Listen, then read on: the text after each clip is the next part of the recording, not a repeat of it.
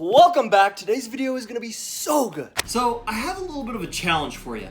How would you balance these 6 nails on the top of this nail? Can't use glue, can't use tape, just these 6 nails. How would you balance them on the top of this nail? Do you think you could do it? How would you do it? Well, by the end of this video, I will balance all 6 of these nails on the top of this nail by talking about personal finance. So I'm gonna do that by touching on 6 separate points, hence the 6 nails. So the first nail, or the first point we're gonna talk about, is budgeting. Alright, so honestly, budgeting is boring, but it's important. So basically the goal is to spend less than you have, and budgeting is gonna help you do that. And so part of budgeting is understanding where your money is going, so keeping track of your expenses. Because knowledge is power, and the only way to know where your money is going is to keep track of it. So if you don't know how to keep a budget, or it's kind of an overwhelming thing, 2 things can help you out on that. One, this is kind of a plug for my Etsy templates. You can see the link down below. I have budgeting templates that you can use, track your spending, set a budget, and know exactly where your money's going to start spending less than you make. And the second thing is watch other YouTube videos on budgeting. There are videos all over about how to create a budget, what budgets are, why you should budget, things like that, all over the place. So there's information out there for you to learn more. Point number 2 is debt. Alright, so debt. This is definitely something I was never taught in school. So debt is basically money that you owe someone or something. Avoid debt at all costs. I don't care what people tell you, debt is normally bad. Now, if you're keeping a budget, it helps you to avoid debt. See where this is going? Don't take out loans, don't take out debt to get a cell phone or to get some sort of product on Amazon that you've wanted. I know there's like a lot of electric bikes and things like that online that you can buy from stores with a payment plan that charges interest. When you're taking out a loan or you need debt to cover an expense, you probably should not be buying it. And ultimately, you're gonna be paying more for that item than you would have if you just paid upfront for it. But there are a few things where I think it is acceptable to take out a loan, and that is a house and maybe a car payment. Homes are so expensive, it's very unlikely that any time in your life you're just gonna have, $300, $400, $500,000 sitting around to pay for a house. But when buying a house, make sure that it's not outside your budget. So follow the 20-28 rule. The 20 signifies that you should normally have a 20% down payment. And the 28 represents that your monthly mortgage payment should only be 28% of your monthly income. So for example, if I'm making $5,000 a month, that would be $1,400 a month that I would feel comfortable allocating to my mortgage. Alright, so now with cars, I generally believe that you shouldn't take out a loan for a car.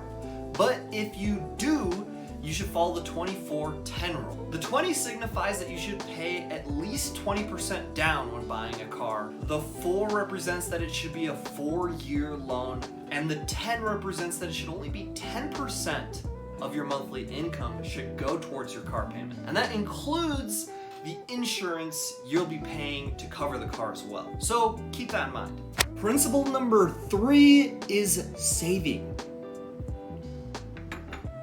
I think generally people know that you should save money, but it's something that really isn't taught in school is how you can do that and how you should do that. Now, something that I do that helps a lot is having separate savings and checking accounts. So I have one bank account where all my income goes into, and then once I receive that income, I have it automatically set up to take money every so often, maybe once a month or whenever, and it'll take that money and put it into my savings or checking account with a different bank. When it's in a separate bank account and it's harder to spend that money, it makes it easier for you to not ever spend that money and actually save it. 10 to 20% of your monthly income is probably a good start. Now that also brings me to an emergency fund, which school never taught you to have. Your emergency fund should cover 6 months of your total expenses. Let's say, for example, I spend $2,000 a month on average. That means that I should have a $12,000 emergency fund. So the fourth thing they didn't teach you in school is about investing.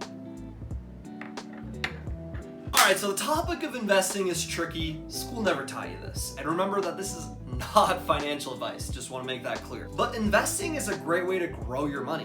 In fact, not investing your money is the only 100% guaranteed way that your money's going to lose value because of inflation.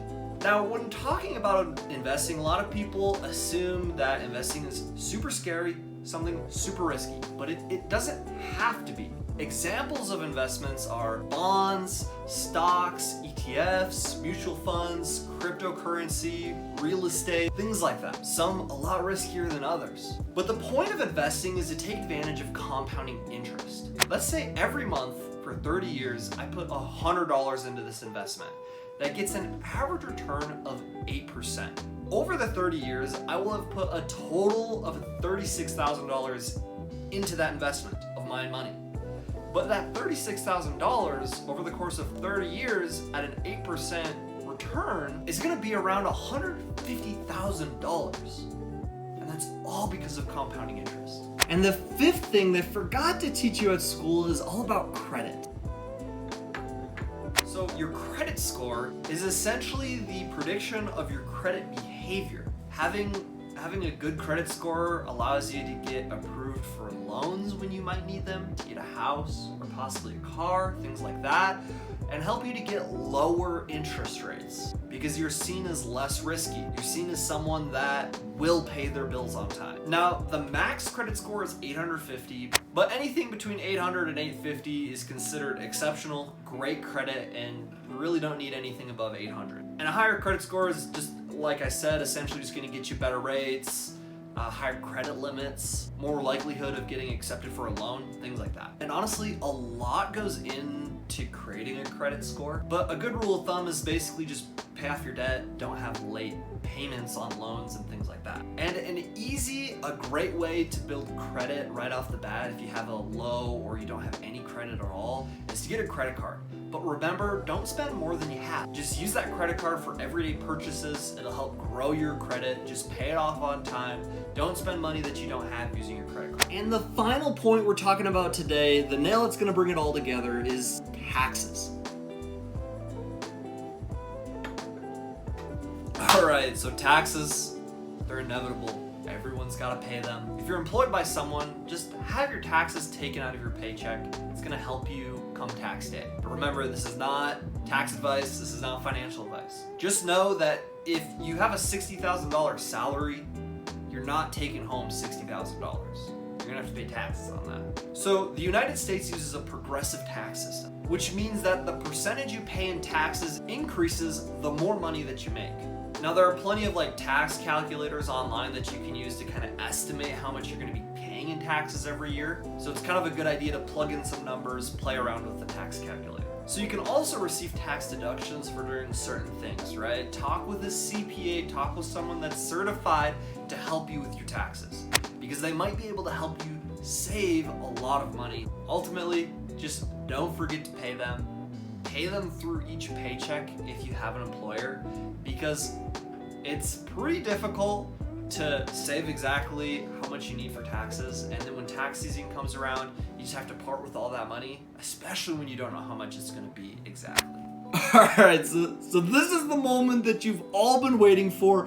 I'm going to balance these 6 nails on the top of this one. Let me show you.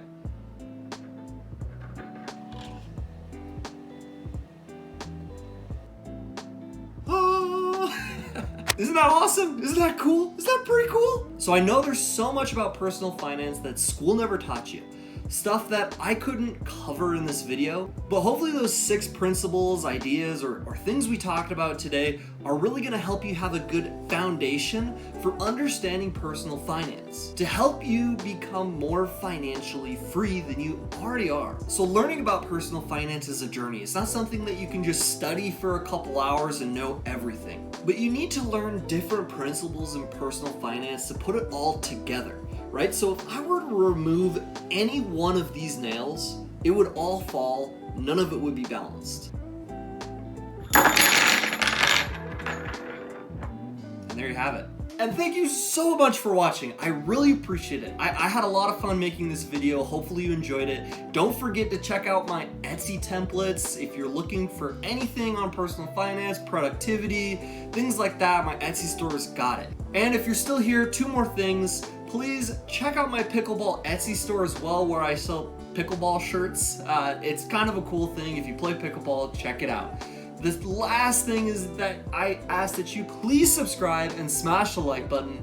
And I'm kind of realizing that's 2 things, but thank you so much for watching and have a great rest of your day.